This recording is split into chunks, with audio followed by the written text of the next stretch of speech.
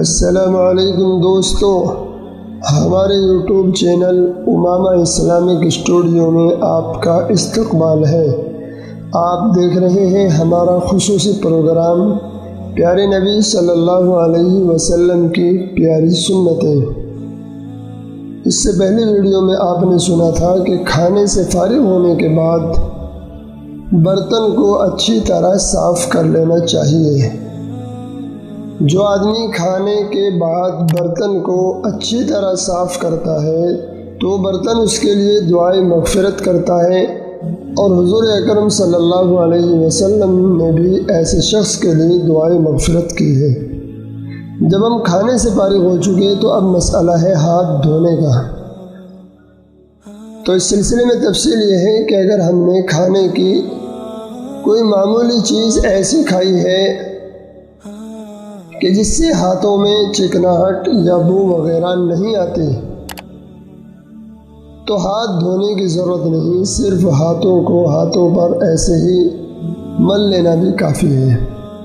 چنانچہ حضرت جابر رضی اللہ تعالیٰ عنہ فرماتے ہیں کہ ہم نبی کریم صلی اللہ علیہ وسلم کے زمانے میں کھانے کی یہ مقدار یعنی پیٹ بھر نہیں پاتے تھے بلکہ کم پاتے تھے، اور نہ ہمارے پاس رومال ہوتے تھے۔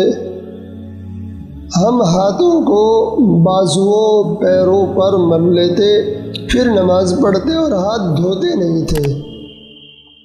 تو معلوم ہوا کہ کھانا اگر معمولی ہو، اس میں ہاتھوں پر کوئی ایسی چیز بھی نہ لگی ہو جس میں چکناہٹ یا بو وغیرہ ہو، تو ہاتھ دھونے کی ضرورت نہیں ہے۔ یہی وجہ ہے کہ صحابہ اکرام ہاتھ کم دھوتے تھے، رومال یا تولیے کا استعمال بھی رائج نہیں تھا۔ کھانے کے بعد بلا ہاتھ دھوئے ایک ہاتھ کو دوسرے ہاتھ پر یا بازو پر یا پیر اور پنڈلی پر مل لیا کرتے تھے۔ تاہم ہاتھ پوچھنے کے لیے کپڑے اور رومال کا استعمال بھی درست ہے۔ مستحب یہ ہے کہ چاٹنے کے بعد ہاتھ صاف کرے۔ شرح بخاری عمدۃ القاری میں لکھا ہے کہ حضرت عمر رضی اللہ تعالیٰ عنہ ہاتھ کو پیروں پر مل لیا کرتے تھے۔ حافظ ابن حجر اسقلانی رحمۃ اللہ علیہ نے کہا کہ ہاتھ کا ملنا اور پوچھنا مستحب ہے۔ یہ تو اس صورت میں تھا جبکہ کھانے کی کوئی معمولی چیز ہم نے کھائی ہو، اور اگر کھانا ہم نے ایسا کھایا ہے جیسا عام طور سے ہمارے یہاں کھانا کھایا جاتا ہے، تو اس سلسلے میں حافظ ابن حجر اسقلانی رحمۃ اللہ علیہ نے لکھا ہے کہ ہاتھ کا چاٹنے کے بعد بو زائل کرنے کے لیے دھونا مندوب اور بہتر ہے۔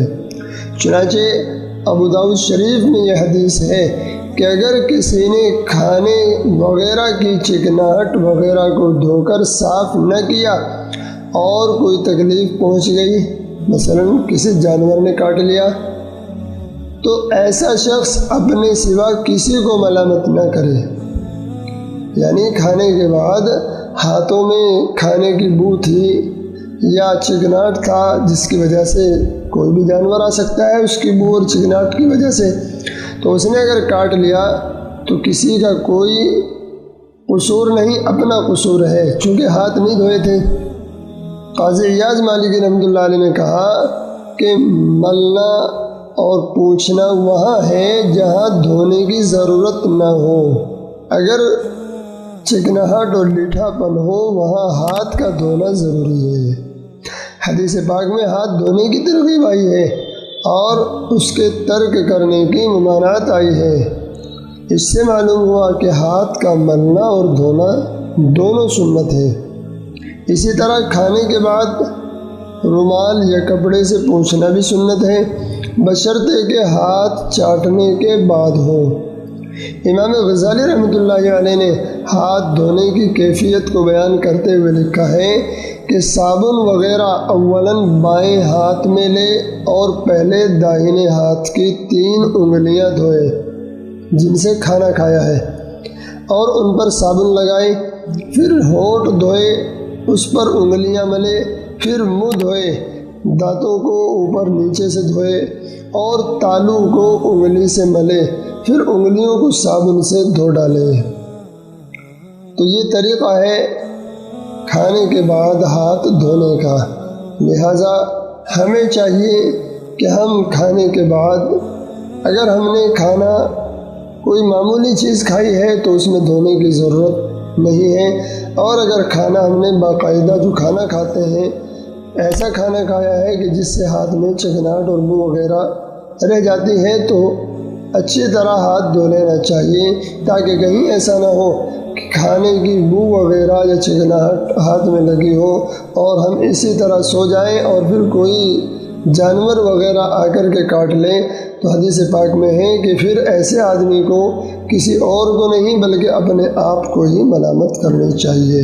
تو اس لیے آئیے ہم آج سے انشاءاللہ اس سنت کی بھی پابندی کریں گے۔ اللہ تعالی ہم سب کو عمل کی توفیق عطا فرمائے۔ والسلام علیکم ورحمۃ اللہ وبرکاتہ۔